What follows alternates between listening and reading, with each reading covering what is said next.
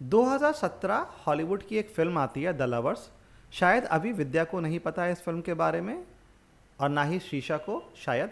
मैं सिर्फ अंदाज़ों पर बात कर रहा हूँ क्योंकि बॉलीवुड में ज़्यादातर फिल्म्स ऐसे ही बनती हैं। खासकर उन फिल्म मेकर्स की बात कर रहा हूँ जो एक फिल्म बनाते हैं और फिर लापता हो जाते हैं, दूसरी फिल्म बनाने को तरस जाते हैं। इस तरह के फिल्म मेकर्स तो किसी ना किसी दिन विद्या बालन के पास ये प्रपोजल आया होगा कि हॉलीवुड की द लवर्स को रीमेक करना है, दो और दो प्यार। आप इंटरेस्टेड हैं क्या? अब ये प्रपोजल कौन लेकर आया होगा? जहां तक दो और दो प्यार की डायरेक्टर शीशा गुहा ठाकुर था, जो एक अलसाई रात में नेटफ्लिक्स पर शायद सर्फ कर रही होंगी कि कौन सी फिल्म देखी जाए टाइम पास के लिए, और उनकी नज़र द लवर्स पर पड़ी होगी और शीशा के दिमाग में आइडिया चमका होगा। कौन है श्रीषा? गूगल किया तो पता चला कि श्रीषा राम गोपाल वर्मा को असिस्ट किया करती थी जब उनकी लुटिया डूब रही थी। रन, फूक और कॉन्ट्रैक्ट। फिर श्रीषा एड्स की दुनिया में चली गई। मुंबई फिल्म इंडस्ट्री बहुत छोटी सी जगह है। अगर कोई स्मार्ट है तो यहाँ कनेक्शन बना सकता है, खासकर लड़कियाँ बहुत जल्दी बना लेती हैं। And it's a good thing, negative way में नहीं बोल रहा हूँ। तो श्रीषा के कनेक्शन, या कहें कि वो बड़े फिल्मी लोगों से जुड़ी हुई होगी। और ये जुड़ना कैसे होता है? जब आप बॉलीवुड पार्टीज या जहाँ फिल्मी क्राउड, खासकर वो लोग जो फिल्म का प्रोडक्शन लगातार कर रहे होते हैं या उससे जुड़े होते हैं, शीशा जैसों का आना जाना लगा रहता है उनके पास काम के सिलसिले में। अब हो सकता है शीशा किसी एड फिल्म को बनाने में विद्या से मिली हो या किसी और तरह से, और उन्होंने द लवर्स का आइडिया विद्या को सुनाया होगा और विद्या ने हाँ ही बोला होगा, तभी तो दो और दो प्यार बनी है। पर सिर्फ विद्या के हाँ बोलने से फिल्म नहीं बनती, बड़ा प्रोड्यूसर भी चाहिए। तो अब प्रोड्यूसर समीर नायर जैसे लोगों की एंट्री होती है प्रोजेक्ट में। ऑर्डर ऊपर नीचे हो सकता है कि शीशा ने समीर साहब को पहले इस प्रोजेक्ट के बारे में बोला होगा, फिर जब उन्होंने ग्रीन सिग्नल दे दिया होगा तो वो विद्या के पास गई होंगी। अब समीर नायर साहब कौन है? कौन है समीर साहब? वो अपलॉज एंटरटेनमेंट के सीईओ हैं और अपलॉज से पहले स्टार जैसे बड़े कॉरपोरेट से जुड़े रहे हैं, बड़ी पोस्ट के साथ। केबीसी जैसा शो, बालाजी के शुरुआती टीवी शोज़ में। अपलॉज आदित्य बिरला ग्रुप की कंपनी है। इस कंपनी में सब अंग्रेज़ी बोलते हैं और हिंदी का एंटरटेनमेंट बनाते हैं।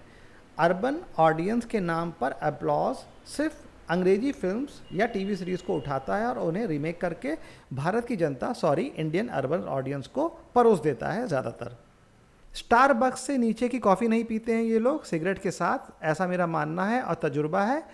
शीशा इनके साथ जुड़ गई या इनके इर्द गिर्द रही, हाथ में स्टारबक्स की कॉफ़ी लिए, तो बड़ा प्रोडक्शन हाउस आ गया, बड़ी स्टार विद्या जिसके पास ज़्यादा काम नहीं है आजकल, और बन गई दो और दो प्यार। अब आप ये कह सकते हैं कि इलियाना डिक्रूज भी तो है फिल्म में। दोस्त, इलियाना या उन जैसे लोगों को काम मिल रहा है, यही बड़ी बात है। ईमान से इतना nauseated trailer.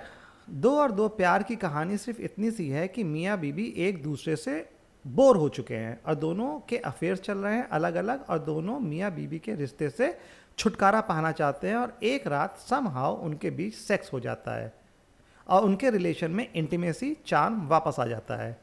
Cast and characters इस कदर मिसफिट कि विद्या बड़ी बहन और ये साहब छोटे भाई ज़्यादा लग रहे हैं। पूरा ट्रेलर इतना रिपल्सिव कि ये फिल्म तो नहीं देखनी है। वहीं द लवर्स में जो किरदार है वो 50 के ऊपर है, खासकर फिल्म का मेल लीड जो गंजा है और 60 के ऊपर लगता है। उसके और उसकी वाइफ के इंटीमेट सीन ट्रेलर को इतना अट्रैक्टिव बना देते हैं कि ये फिल्म तो देखनी है।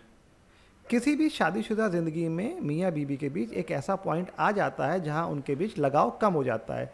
दोनों एक दूसरे से ऊब जाते हैं पर रिश्ता नहीं तोड़ना चाहते हैं।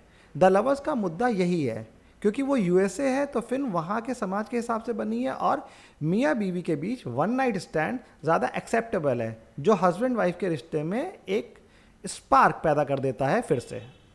पर इंडियन समाज यूएसए के समाज जैसा है क्या? तो एग्जैक्ट वही फिल्मी डेफिनेशन यहाँ कैसे काम कर सकती है? आपको भी अपने इंडियन मियाँ बीवी के किरदार के बीच वन नाइट स्टैंड क्यों दिखाना है? यहाँ कुछ ऐसा नहीं डाला जा सकता था जो सेक्सुअल भी हो और यहाँ के समाज के हिसाब से फिट भी बैठ जाए? पर कौन सोचे? विद्या और बड़े प्रोडक्शन हाउस ने हाँ तो बोल ही दिया है। Cut, copy and paste. दो और दो प्यार फिल्म मेकिंग के नौसिखियापन का बेहतरीन एग्जाम्पल है। किरदार के हिसाब से कास्ट कैसे सेलेक्ट करी जाती है ये इंडिया में सोचा ही नहीं जाता है ज़्यादातर। किसी को भी ठूस दो किसी भी रोल में। दो और दो प्यार साइको फैंसी का भी परफेक्ट एग्जाम्पल है, जब टैलेंट कम होता है पर रिसोर्सेज पूरे, मतलब काम के लिए जो पैसा लगना है वो पूरा है पर काम करने की तमीज़ ही नहीं है। तो दो और दो प्यार।